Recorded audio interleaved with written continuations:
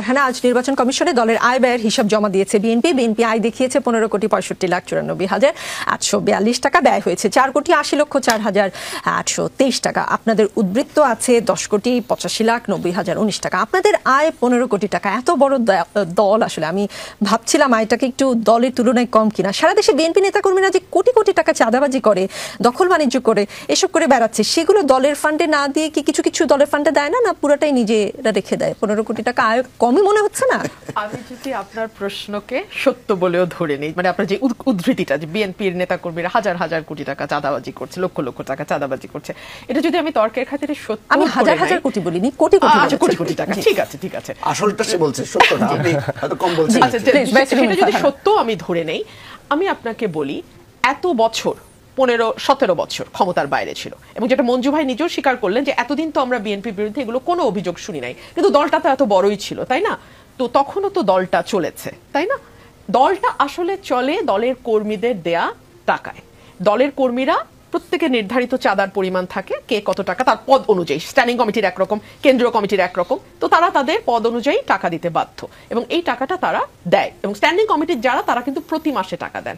এক, দুই হচ্ছে আমরা অনুদানও পাই, বিভিন্ন বড় বড় ব্যবসায়ী আমাদেরকে অনুদান দেন দলে। শুধু তো বিএনপি না, আওয়ামী লীগ, জাতীয় পার্টি, জামাত, অন্যান্য দলেরও বড় বড় ডোনার থাকে, এবং এটা মানে সারা বিশ্বব্যাপী রাজনৈতিক দলগুলো এভাবেই চলে, অনুদানে চলে। তো সেই অনুদানের টাকাও যুক্ত হয়, আমাদের কিছু প্রকাশনা আছে আমাদের দলের তরফ থেকে, সেগুলোর কাছ থেকেও আসে। আপনি এখন খরচের খাতটা দেখেন, নর্মালি যখন আমরা জেলা পর্যায়ে কোনো বা বিভাগীয় পর্যায়ে কোনো মিটিং করি, এই জায়গায় আপনার প্রশ্নের উত্তরটা আছে।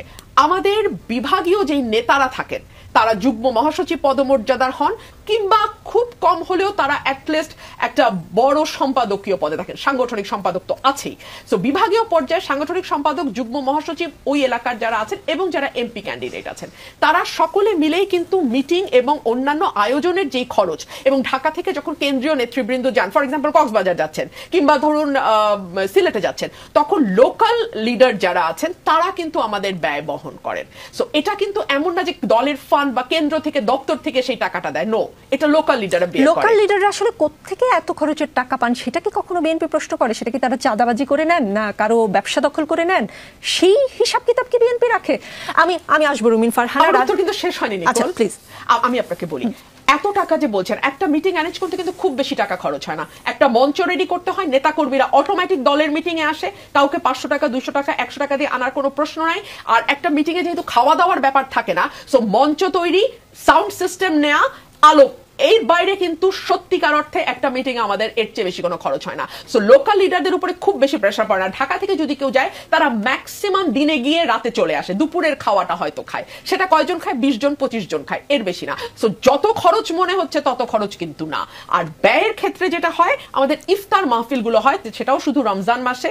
এর বাইরে আমাদের বিভিন্ন সময় আমরা মানুষকে যে সাহায্য বা অনুদান দেই, যেটা অনেক সময় আপনারা গণমাধ্যমেও দেখেন, আমাদের দলের তরফ থেকে কারো দায়িত্ব নেওয়া হয়, কিংবা কেউ মারা গেলে তার পরিবারকে কিছু সাহায্য করা হয়, দলের নেতাকর্মীরা কেউ যদি মারা যান বা আহত হন সিভিয়ারলি, তার ট্রিটমেন্টে ব্যয় হয়, তার পরিবারকে কিছু সাহায্য করা হয়, এটুকু। এবং এটাও অনেক সময় দেখা যায় বিএনপির মতো বড় দলগুলোতে না, এগুলো আসলে বিএনপির কেন্দ্রীয় ফান্ড থেকে আসবার প্রয়োজন হয় না, লোকাল লিডাররাই কিন্তু যার যার মতন করে অ্যারেঞ্জটা করে ফেলে।